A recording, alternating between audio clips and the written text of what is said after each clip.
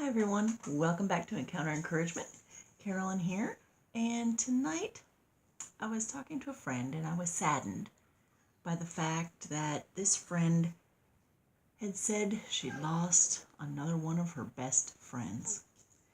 She only has a very few close friends over the years, and this one is another big loss for her. And it got me to thinking, and I went back to something that I had heard on the radio this week. It was a question that the announcer posed to the listening audience. And the question was, what have you as a woman not done in the past 5 years? Or the majority of women, what have we not done in the past 5 years? I was very surprised that the answer was make a new friend. And speaking of friends, sorry about the noise this little friend is making. Ozzy is a little excited because he's getting his hair cut tomorrow and he's talking about it tonight. Anyway, we women, we have not generally, overall, made a new friend in the last 5 years. Someone that we can really rely on and talk to and open up to and share with. And so, having lost this friend, my other friend was at a loss completely. She was feeling lost, abandoned, confused. What am I going to do now that I don't have another best friend? I've lost 4 best friends, over the past few years, and now I don't have one. And I thought this is a perfect time to make a new friend. But as adults, that's not as easy as it was when we were kids.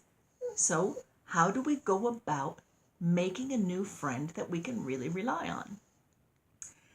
Well, I think the first way, I've got 5 different steps. And the first way is be aware of your surroundings. What do I mean by that? Look at where you go and the things you do and the people you come across regularly in those trips. Maybe it's the grocery store. Maybe it's dropping the kids off or picking them up from school. Maybe it's at work. Maybe it's, anywhere you go. You go to some places regularly, a class that you take, whatever. Look at the people that are there, the people that you may have something in common with, and the ones that maybe you would be interested in getting to know better because you've seen a little something in this lady and you think, what, maybe she could be a really good friend to me. She's been very nice, whatever. Another question you might ask is, who do you look up to? The person that you look up to, whether they know it or not, could be a very influential person in your life, and it may behoove you to get to know them better. Another place to look, who looks up to you? Who could you mentor? Who needs your help in perhaps mentoring someone younger than you or less experienced in a new phase of their life? Okay, the second thing to do, perhaps to start a new friendship, would be to start a new hobby. Maybe go to the gym, take a class there. Maybe take a class of some hobby that you have been wanting to take. Maybe you've been wanting to take up painting or sewing or dancing or pottery. Who knows? Whatever class you might be interested in, go take a class. You will meet somebody who is obviously like-minded in that regard.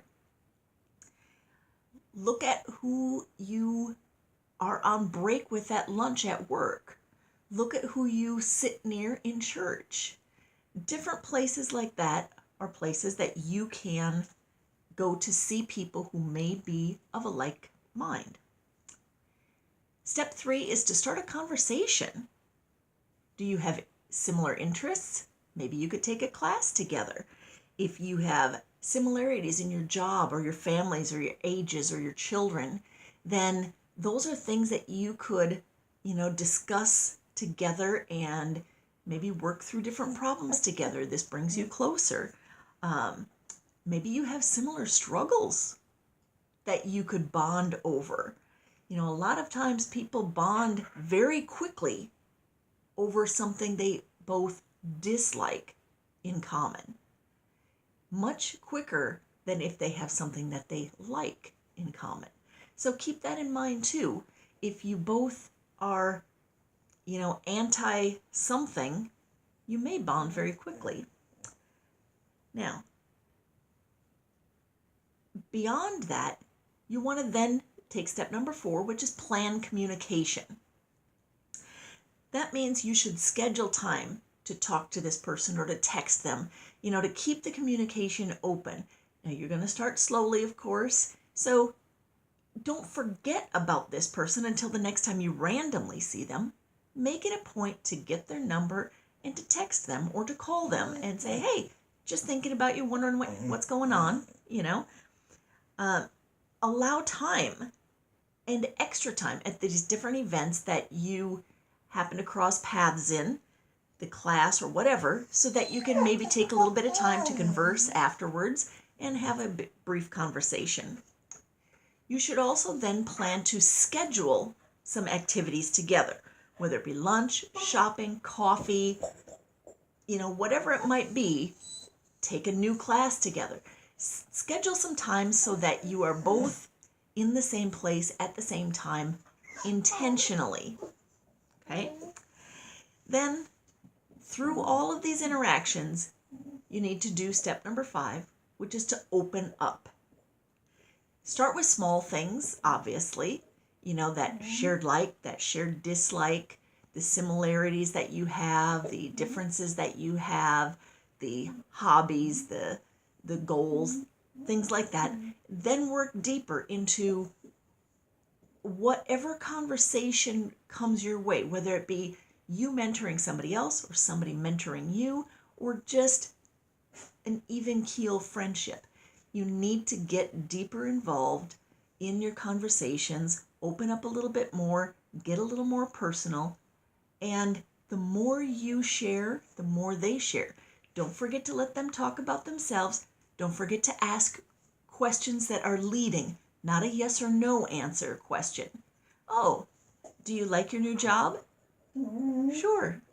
No. Ask something like, what do you like best about your new job? Or how is this job different from your previous job? Something like that. So that makes them open up and share more than just, yeah, it's great. That's not going to get you very far. So bring on those leading questions. Now, take your time. You didn't open up to everybody at the same rate, and you won't now. All of your old best friends, they each have a level of importance in your life, and this one will have a level as well. They need to work up, just like you need to work up in their eyes. So, take it slow, but don't forget to go. Have that communication, schedule that time, open up, and share of yourself.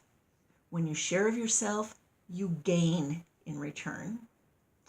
So, I hope that you all will perhaps at least try to start to make a new friend, make a new acquaintance. It might not be your best friend immediately, but on the way, you might have a good friend. So, I challenge you to leave me comments about how you've made a best friend, how long you've known your best friend, what do you like best about them? I look forward to hearing your responses, and as always, until we see you next time, be blessed. Thanks, y'all.